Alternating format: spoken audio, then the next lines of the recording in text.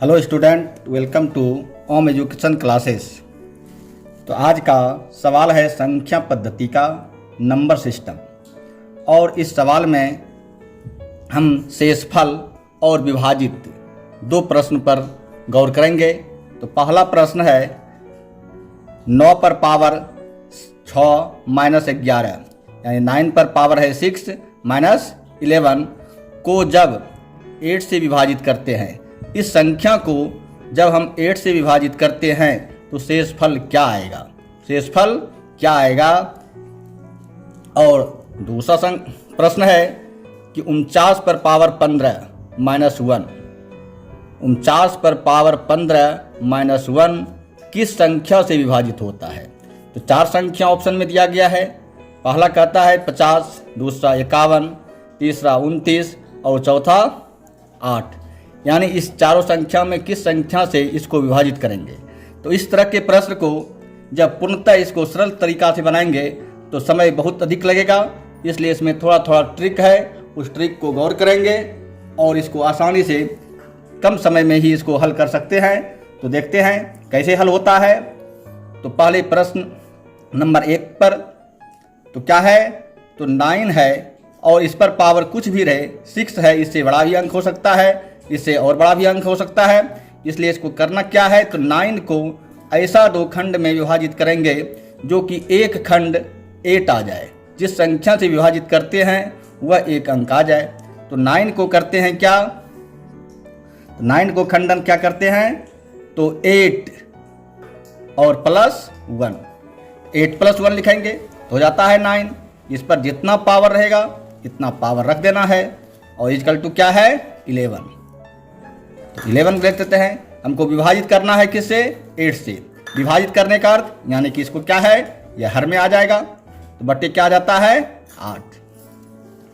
अब इसका form a plus B का फॉर्म है और a प्लस बी का फॉर्म को जब आगे बढ़ाते हैं तो 1 का जो आएगा इस पर कितनों ही पावर लेकर के हम देखते हैं तो 1 जो आता है 1 जो है यही शेषफल आता है। यह संख्या का गुणज कितना आएगा, इस पर पावर 6 है तो इसको तोड़ेंगे तो 8 पर पावर 6 आएगा, या तो 8 से कट जाने के बाद 0 आ जाता है। शेष हर सूरत में क्या आएगा, मेरा 1 आएगा। इसलिए इससे हमको इसको 2 पार्ट में पहले विभाजित करते हैं। क्या आएगा 8 प्लस 1, 8 प्लस 1 पर पावर क्या रहेगा तो 6। इसको ऐसे लिख सकते हैं बटे 8 और इसको भी ऐसे करके लिखते हैं 11 बटे 8। अब दोनों के शेषफल पर गौर करते हैं कि इससे क्या शेषफल आएगा और इससे क्या शेषफल आएगा। तो इसको गौर करने पर स्पष्ट है कि 1 है तो 1 पर कितनों पावर देते हैं तो उसका रिजल्ट क्या आएगा 1 ही आएगा। और 8 पर कितनों पावर देते हैं तो उससे क्या होगा 8 से विभाजित करने पर 0 आएगा। अर्थात स्पष्ट है कि इस दोनों संख्या में 8 से विभाजित करने पर हर हमेशा हमको क्या प्राप्त होगा, तो 1 प्राप्त होगा। तो शेषफल को लिखेंगे 1 और फिर 8 लिखते हैं।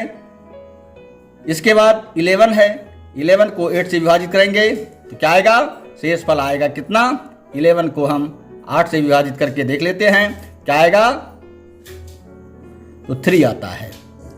भागफल पर गौर नहीं करना है, इसलिए प्रश्न है मेरा शेषफल पर। शेषफल का ही देखना है कि शेषफल क्या आता है, भागफल चाहे जो आ जाए। शेषफल क्या आया इससे, तो इससे आता है 3, तो -3 बाय 8। अब इस दोनों को क्या करते हैं, सरल कर देते हैं। सरल करने में क्या आएगा, तो 8 आएगा, 8 8 तो 8 किसका एलसीएम और 1 आएगा तो 1 आता है और -3। शेषफल को हल करने पर क्या आ गया, तो -2 आता है अब बटे 8। अब 2 बाय 8 आता है। यहाँ तक आने के बाद क्या करना है, शेषफल का एक सूत्र होता है कि अंश और अंश चाहे यहाँ माइनस रहे या प्लस रहे, अंश और हर का जो अंतर होगा वही क्या होता है, शेषफल कहलाता है। यहाँ पर प्लस भी रहेगा या माइनस भी रहेगा, इस पर गौर नहीं करना है, देखना है कि क्या आता है शेषफल। तो शेषफल में आएगा, तो 8 को माइनस कर देते हैं 2 में, क्या आ जाएगा, तो 6। आंसर क्या आया 6। तो आंसर मेरा क्या हुआ 6 आता है। इस प्रकार के सवाल दूसरे तरीका से भी पूछ सकते हैं, लेकिन हल करने का जो तरीका है इसी तरीका से आप किसी बड़ी से बड़ी संख्या का शेष फल निकाल सकते हैं कुछ ही समय में। अब आते हैं दूसरे प्रश्न की ओर। दूसरे प्रश्न में है 49 पर पावर है 15 और -1। इसको कहता है किस संख्या से यह पूर्णतः विभाजित होता है।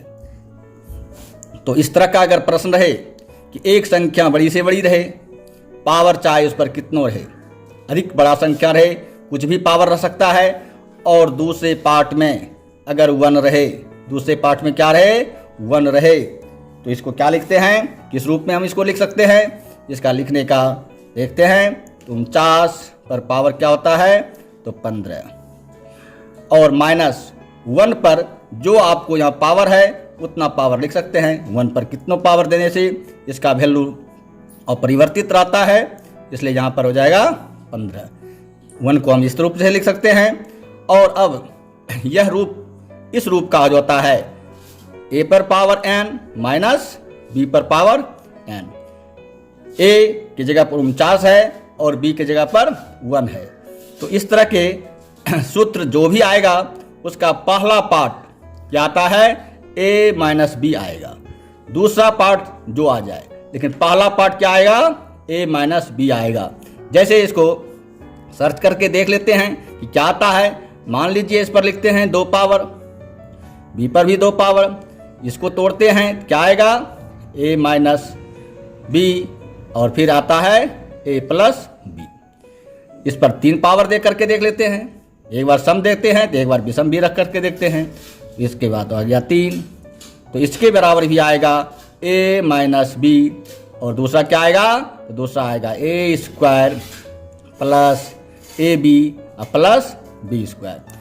तो कुछ भी पावर रखते हैं तो मेरा एक पार्ट क्या आता है, एक पार्ट आता है a माइनस b। 4 रखेंगे उसका भी एक पार्ट क्या आएगा, a माइनस b। इस प्रकार से हर एक का खंडन में क्या आता है, a माइनस b आता है।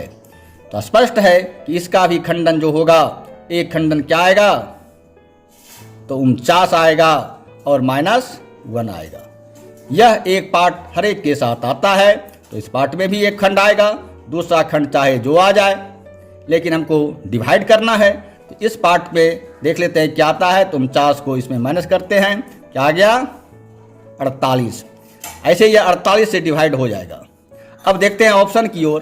तो ऑप्शन में 50 है, 51 है, 29 है और 8 है। यह 48 है नहीं, तो 48 होगा, या 48 का जो गुणज आता है, इसका जो गुणनखंड आएगा वह आएगा। तो इसका गुणनखंड क्या आता है, 8 से 48 पूर्णतः विभाजित हो जाता है। देखते हैं इससे करते हैं तो नहीं होगा, तो नहीं होगा यह आंसर। 51 से इसमें भाग देते हैं तो नहीं कटेगा, यह भी नहीं है, और 50 से भी 48 नहीं कटता है, यह भी नहीं होगा। तो होगा क्या, 8 से विभाजित हो जाता है। 48 किससे विभाजित होता है, 8 से विभाजित होता है, इसलिए इसका ऑप्शन सही ऑप्शन क्या आएगा, तो 8 आएगा। तो इस प्रकार के कोई भी प्रश्न अगर आता है इस तरीका से आप हल कर सकते हैं।